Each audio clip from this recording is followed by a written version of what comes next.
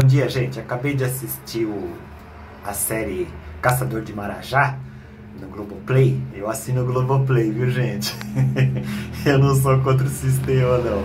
O sistema é capitalista, todo mundo que vive no sistema capitalista precisa de dinheiro. Então esse negócio de dizer que é contra o sistema é conversa pra boi dormir. Por exemplo, o Bolsonaro é contra o sistema, o ministro dele era o Guedes, um banqueiro. Você já viu banqueiro contra o sistema? Então é isso.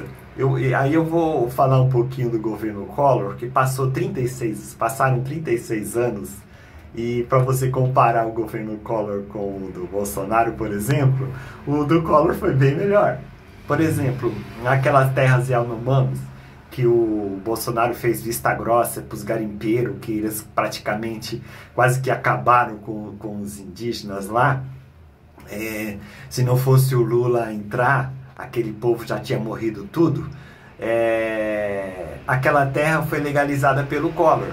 E ele fez igual o Lula também, ele caiu de pau em cima dos garimpeiros lá e protegeu os indígenas. Ele foi no governo dele também da Eco 92. Então o Collor, ele tinha esse lado ecológico, né?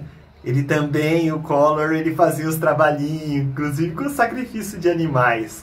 Ele não tinha essa coisa de evangélico no governo dele. Ele não era, no costumes, ele não era conservador.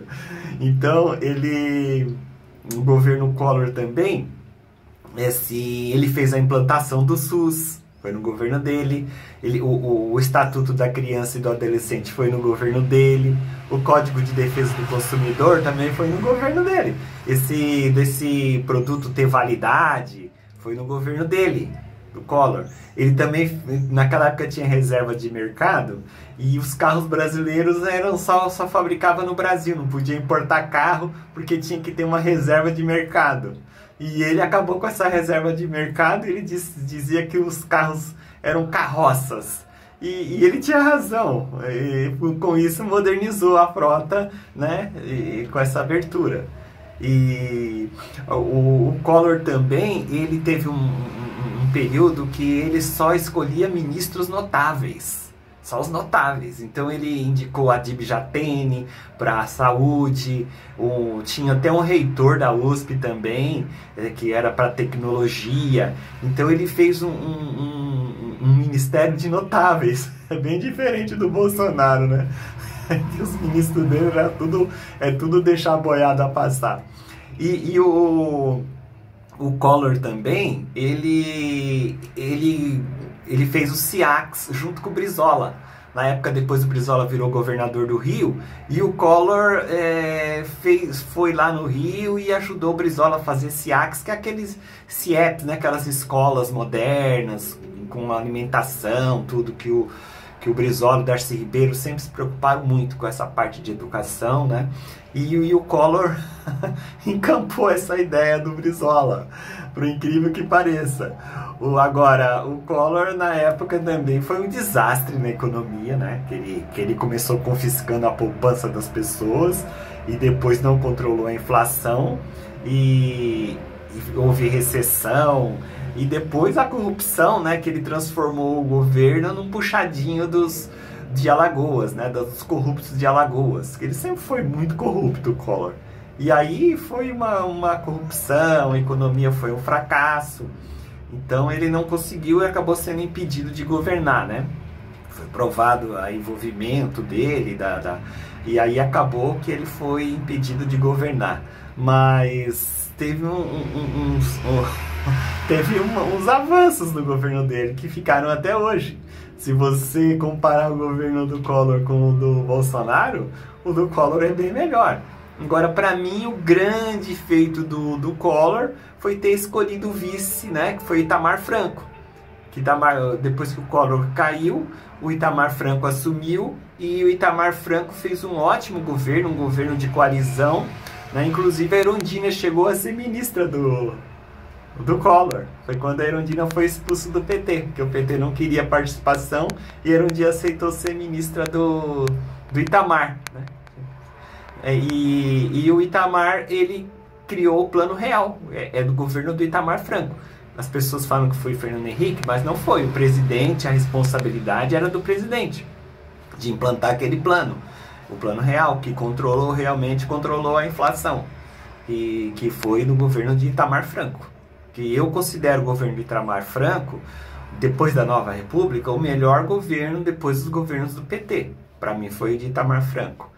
Mas eu me lembro também que naquela época, em 89, eu era muito radical, né? Então eu queria que o Lula vencesse a eleição, né? Trabalhei muito para o Lula ganhar aquela eleição. Mas hoje, passado 36 anos, eu acho que a males que vem para bem. Porque o Lula, se ele ganhasse aquela eleição, ele ia assumir com um discurso bem radical e com o povo bem com ele, o lado mais radical do Brasil, né? Radical de esquerda mesmo. E com a inflação, ele assumiu uma inflação de 2.000% ao ano. Imagina uma inflação de 2.000% ao ano. Ele tinha grande chance de fracassar. Tinha grande chance de fracassar. E aí ele fracassando, praticamente o Lula ia acabar. Então, ele perdendo a eleição, ele perdeu depois mais 2 vezes para o Fernando Henrique, e aí quando ele assumiu, ele já não era tão radical e nem a sociedade era tão radical de esquerda quanto em 89, que a gente tinha acabado de sair da ditadura. Então, eu lembro que eu fiquei mal, quase uma semana, mas só que eu não fui pra calçada de quartel, não. Eu fiquei mal, assim, depressivo, porque eu achava que aquele governo tinha que ser o governo Lula, né? Lula. Eu era muito radical, eu lembro que eu fui fazer a boca de urna, e aí eu falei assim, contra os empresários, pela classe trabalhadora, vote Lula, pela reforma agrária, né, contra o pagamento da dívida externa. Aí teve um senhor de uns 50 anos, ele falou assim pra mim, olha, você tem que mudar esse discurso, porque eu sou empresário, ele falou pra mim, eu vou votar no Lula. Mas se você ficar com esse discurso, você vai afastar os empresários. E nós precisamos de empresas também, para gerar emprego, aquelas coisas. E ele falou comigo com muita educação, né? Aí na hora caiu a ficha, eu falei, eu acho que ele tá certo. Tanto é que depois no dia eu não fiquei chamando mais assim esse discurso radical, né? Como eu tava falando. Que na verdade ele tinha razão.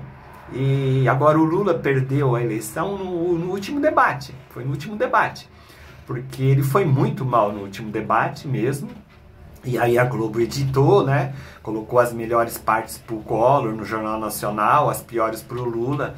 E além do Lula ter ido mal, ainda foi turbinado. Naquela época o Jornal Nacional tinha 80% de audiência. Então acabou que foi determinante o segundo debate, porque o Lula até então no primeiro ele arrasou o Collor.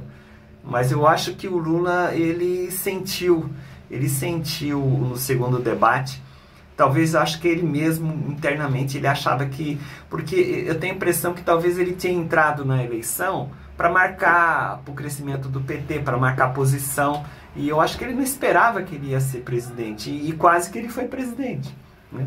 Agora em 89 foi determinante também, porque ali que teve o PT virou um partido nacional e derrotou o PDT do Brizola, que eram as duas forças de esquerda. O PT derrotou o Brizola, foi pro segundo turno, mas foi por isso aqui, ó, o Brizola quase que foi pro segundo turno.